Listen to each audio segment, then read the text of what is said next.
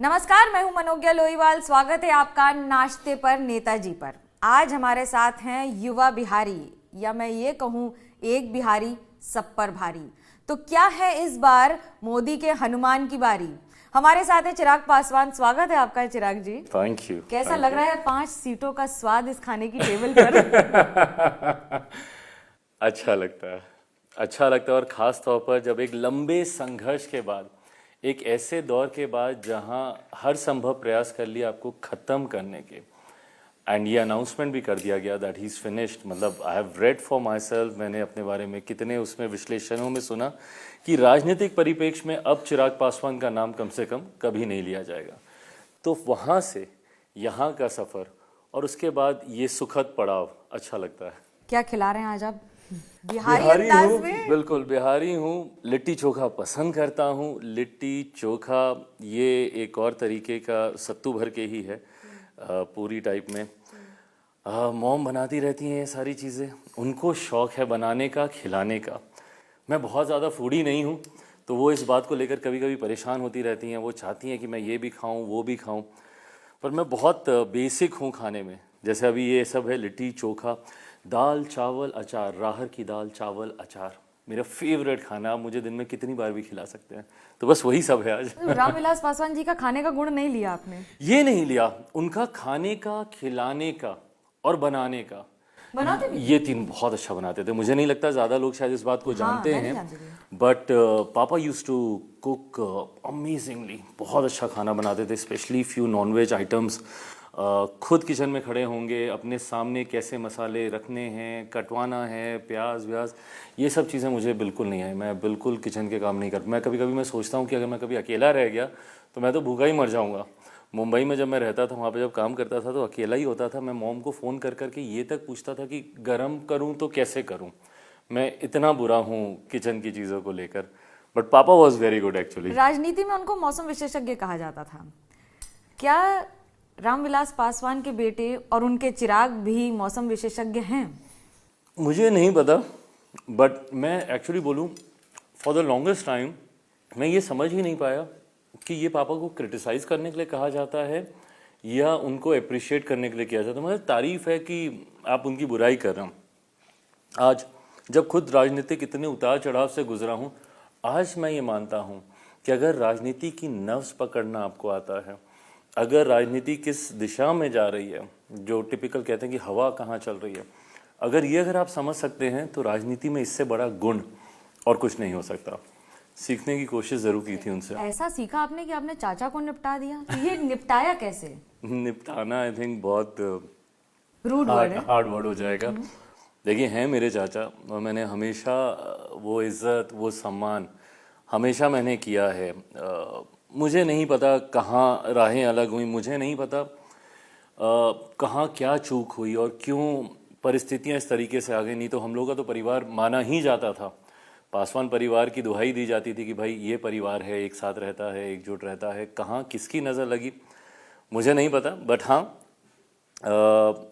अब मैं बहुत आगे निकल गया हूँ इन सारी चीज़ों से। और इस बार के भी सीटों के नेगोशिएशंस में भी अगर मैं बोलूँ, कहीं पे मेरी ये चिंता नहीं थी कि उनको क्या मिल रहा है, उसको क्या मिल रहा है। मैं सिर्फ अपने पे काम कर रहा था। मेरी सीटें, मेरा अधिकार जो बनता है। आपको नहीं लगता चाचा को भी 1-2 सीट दे देनी चाहिए थी? आई हैव एब्सोल्युटली नो से इन दिस, बिकॉज ये गठबंधन को तय करना था। गठबंधन में जो सबसे प्रमुख दल हैं भारतीय जनता पार्टी, ये फैसला अंतोगत्वा उन्हीं का ही होना था। और मैं मानता हूँ कि भाजपा इतनी वेल रिसर्च पार्टी है कि जो भी फैसले लेते हैं स्टैट्स के आधार पर, डेटास के आधार पर।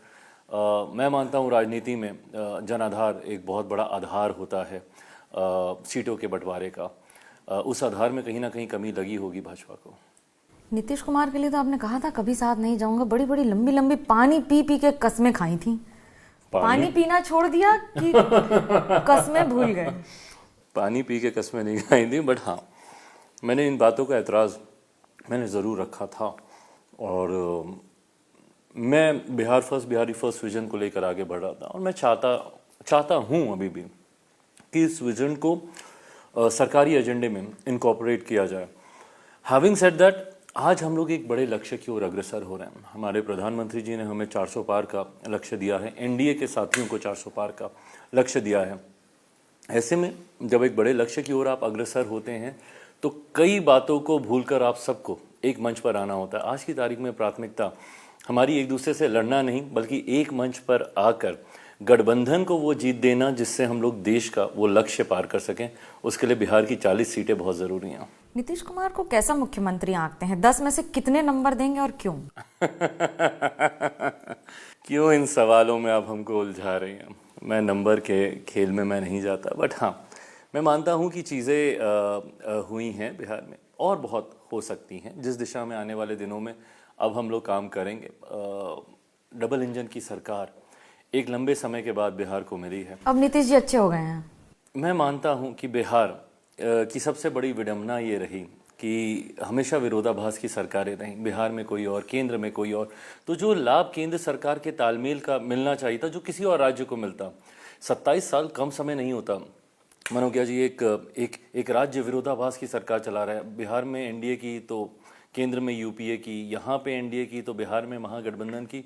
तो वो तालमेल कभी नहीं हुआ जिसका लाभ हम लोग के प्रदेश को नहीं मिला। बट आने वाले दिनों में डबल इंजन की सरकार अच्छा करेगी, ये उम्मीद ज़रूर करता हूँ। ऐसा तो नहीं है कि बिहार में तालमेल कम है और घालमेल ज़्यादा है? कब कौन किधर किस पार्टी में, ये कल सुबह की हेडलाइन ही बताएगी। ऐसी परिस्थितियाँ हाल फिलहाल के वर्षों में हम लोगों ने ज़रूर देखी हैं। बट ठीक है, हर राजनीतिक दल अपनी अपनी महत्वाकांक्षाओं को लेकर, अपने आप को आगे बढ़ाने को लेकर फैसले करता है। अंतोगत वह अंतिम निर्णय जनता के हाथ में है। चिराग पासवान का तेजस्वी यादव से कैसा रिश्ता है? अच्छा रिश्ता है, भाइयों का। मैंने तो हमेशा कहा कि वो मेरे छोटे भाई हैं। और देखिए, राजनीति में ना अब मैं कभी कभी ये देखता हूँ क्या व्यक्तिगत संबंध राजनीति से नीचे रखते हैं। मैंने मेरे पिता से ये सीखा, आपकी राजनीति अलग बट व्यक्तिगत संबंध एक तरफ, और वो हमेशा मेरे पिता ने निभाए, पापा ने। And that's why I think he was liked across the party lines. उनके विरोधी भी उनके बहुत अच्छे मित्र हुआ करते थे। ये चीज़ मैंने उन्हीं से सीखी। ठीक है, संसद में एक दूसरे से भिड़ेंगे, लड़ेंगे, राजनीतिक मंच पे बड़ी से बड़ी टकरार करेंगे, पर जब बंद कमरे में मिलेंगे या व्यक्तिगत माहौल में मिलेंगे तो उतनी ही आत्मीयता से मिलेंगे, उतने ही अपनेपन से मिलेंगे। ये आजकल थोड़ा मुझे कम दिखता है। हैविंग सेड दैट, उन्हीं से सीखा है, तो मेरे वो संबंध वहाँ पे ज़रूर हैं और जिसको मैंने कभी छुपाया नहीं है। हम लोग की बातें होती हैं, एक दूसरे के संपर्क में रहते हैं। तेजस्वी यादव को बतौर मुख्यमंत्री कैसे आंकते हैं? अच्छे मुख्यमंत्री हैं वो, हाँ या ना? एज डेप्यूटी चीफ मिनिस्टर, उप मुख्यमंत्री, उनका एक कार्यकाल रहा एक उप मुख्यमंत्री के तौर पर, और दो बार उनको ये मौका मिला उप मुख्यमंत्री बनने का। मैं कहने लगा था कि बिहार की जनता ने दो बार मौका दिया, बट बिहार की जनता ने नहीं दिया था।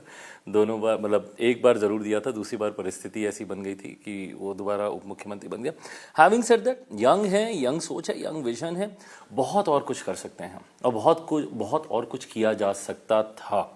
और वो जिस परिवार से आते हैं, जो अनुभव है, हम नेपो किड्स के लिए ये बुरा माना जाता है, बट मैं अगर मानूं तो एक अनुभव भी आता है आपके साथ। उन्होंने अपने घर में दो मुख्यमंत्री देखे, अपनी माँ को, अपने पिता को, उनसे बहुत कुछ उन्होंने यकीनन सीखा होगा। और सीखा मैं सिर्फ पॉजिटिव वे में ही नहीं, मैं इस वे में भी कहता हूँ कि आप और क्या क्या कर सकते हैं, क्या क्या रह गया है, इसकी जानकारी आपसे बेहतर और किसी को नहीं हो सकती।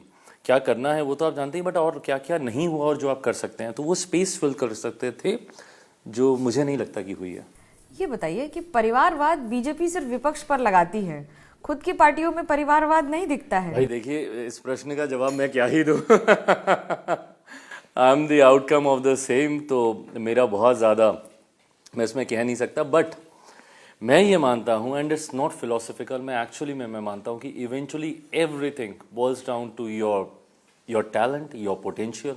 अगर आप में वो काबिलियत है तो आप आगे बढ़ेंगे, अगर नहीं है तो आप लाख प्रयास कर लें, कुछ नहीं होगा। चिराग पासवान आजकल समय पे बड़ा ज्ञान दे रहे हैं, ये समय की बात है और महाभारत, समय बलवान होता है, और कृष्ण को बहुत सुनने लगे हैं, ऐसा लगता है एकदम से। पार राम जी ही लगाएंगे क्या इस बार? 400 पार होगा कि सिर्फ नारेबाजी है? देखिए, जहाँ तक राम जी की बात है, मैं बहुत बड़ा भक्त हूँ और मैं कट्टर सोच इन सारी चीज़ों को लेकर मैं रखता हूँ। आस्था मुझे लगता है आपको बहुत धैर्य देती है। आस्था, मैंने इस बात का अनुभव भी किया है। पिछले 2.5-3 साल मेरे लिए कतई आसान नहीं थे, पर इन 2.5-3 सालों में मुझे ग्रेविटी मेरे इस विश्वास ने ही दी। पूजा पाठ ने जो संयम मुझे दिया, जो शांति दी, ऐसी विपरीत परिस्थितियों में सोच समझ के कदम उठाने, फैसले लेने ज़रूरी है, इन्हीं चीज़ों से मुझे मिली।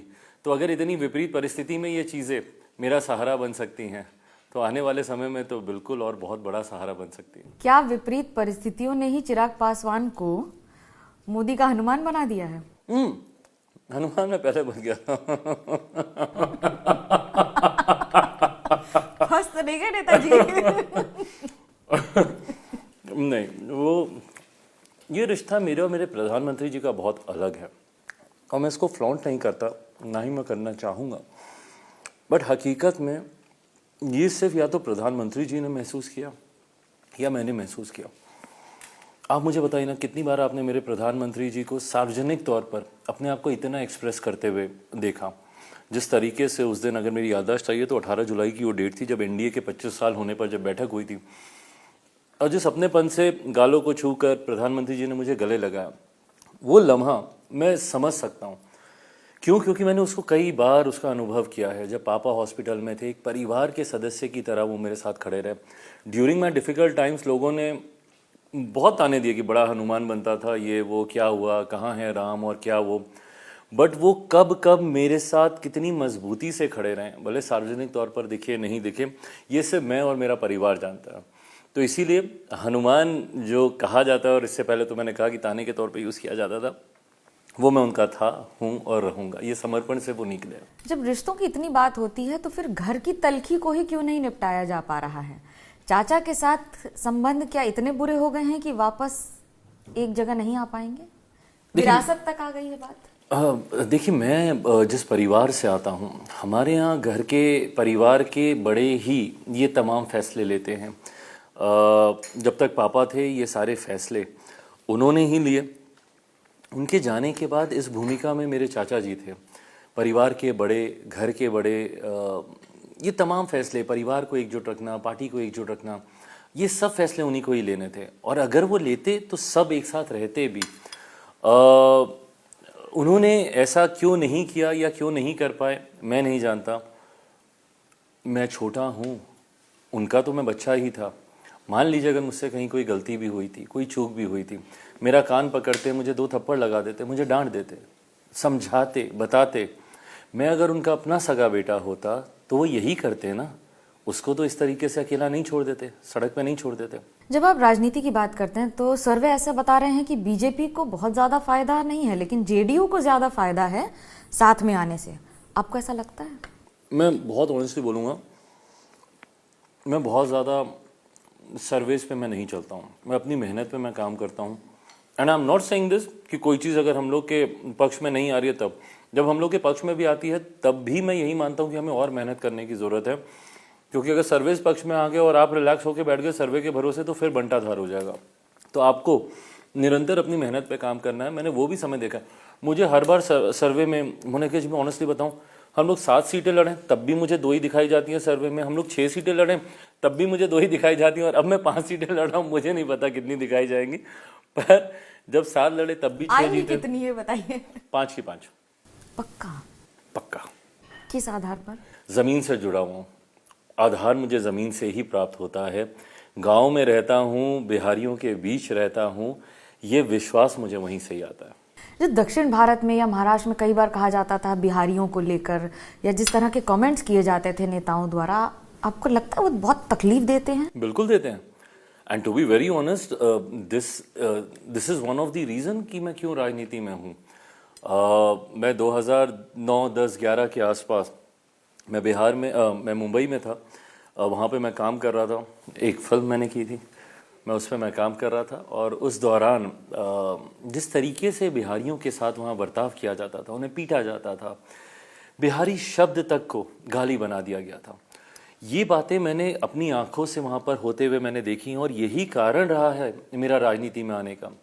इन सारी बातों की मुझे तकलीफ थी कि भाई एक बिहारी को ही क्यों दूसरे राज्य जाना पड़ता है? जब आप बिहार की बात कर रहे हैं तो 40 में से कितनी सीटें आएंगी इस बार, कितना भरोसा है? सो अगेन अगर मैं बोलूँगा तो कहा जाएगा कि भाई मैं इस एनडीए की तरफ हूँ इसलिए मैं इतना ज़्यादा बोल रहा हूँ, बट बस वो एक चूक जो हुई थी उस चूक को हम लोग को बस सुधारना है। पिछली बार 40 में से 39 जीते थे, इस बार 40 की 40 जीतेंगे। क्या चिराग पासवान आने वाले दिनों में बिहार के मुख्यमंत्री बनना चाहते हैं? चाहत, हकीकत, दो अलग अलग चीज़ें हैं। मैं हकीकत में जीता हूँ। चाहते आपकी बहुत सारी हो सकती हैं, उसके कोई मायने नहीं है जब तक हकीकत से उन बातों का सामना नहीं होता। और हकीकत से मैं सामना करता हूँ लोगों से मुलाकात करके। कल को अगर मेरे नसीब में हुआ, जैसा मैंने कहा, मैं मानता हूँ भाग्य में, इन तमाम बातों में हुआ ज़रूर, मेहनत ज़रूर कर रहा हूँ। अब इस मेहनत का परिणाम जनता किस रूप में देती है, जिस भी रूप में देगी वो सर आंखों पर होगा। अभिनेता के तो डायलॉग सुन सकते हैं, नेता की तो बहुत सारी नारेबाजी सुन ली हमने। नेता की नारेबाजी, अभिनेता के डायलॉग अंतोगत हुआ, जनता जिस चीज को स्वीकार करती नहीं, है। नहीं, मैं नहीं जाने दूंगी। मेरे को अभिनेता चिराग पासवान का डायलॉग सुनना है। डायलॉग मेरे इतने फेमस होते तो फिल्म नहीं चल जाती मेरी। क्या बात कर रहे हैं आप? आर्ट भी कोई चीज है, जरूरी नहीं है कमर्शियल सक्सेस हो। Thank you for the consolation prize. जाने नहीं दूंगी मैं। अपना ही डायलॉग सुनाइए ना। मुझे सेट पे नहीं याद होता था अपना डायलॉग, इसीलिए तो नहीं, इसीलिए तो ये हाल हुआ। मैं सेट पे, अच्छा फिर वही नेतागिरी के गुण थे। अब भाई हूँ तो एक नेता का ही बेटा, तो मैं वहाँ पे जाता था, मुझे रिटर्न स्क्रिप्ट देती थी। मैंने आज तक कभी कोई पढ़ के भाषण नहीं दिया, तो स्क्रिप्ट मुझे कहाँ से याद हो, वो रिटर्न डायलॉग, तो मैं अपने ही डायलॉग्स बोलने लगता था वहाँ पे। ये बात आपने पहले कभी बताई? मैंने नहीं बताई, अब क्या बताऊँ ये सारी चीजें, खुद की बेइज्जती कौन करता है। मेरी हंसी नहीं रुक रही सुनकर एक डायलॉग। इमेजिन, अच्छा नेताओं के साथ प्रॉब्लम क्या है, आप बोलते ही रहते हैं। तो अगर 2 लाइन का डायलॉग होता था, मैं इम्प्रोवाइज करके उसको 1 पन्ने का बना देता था। वो सीन जो आधा मिनट में कट होना था, वो 2.5 मिनट जा रहा है। सही, इसीलिए तो नेता, अब अभिनेता वाला तो अब कुछ नहीं हो सकता। जो कुछ बचा है अब ये नेता ही बचा है। तो जिसको कहते हैं कि एक बिहारी सब पर भारी वाला हाल हो रखा है। चिराग पासवान, हमसे बात करने के लिए बहुत बहुत शुक्रिया।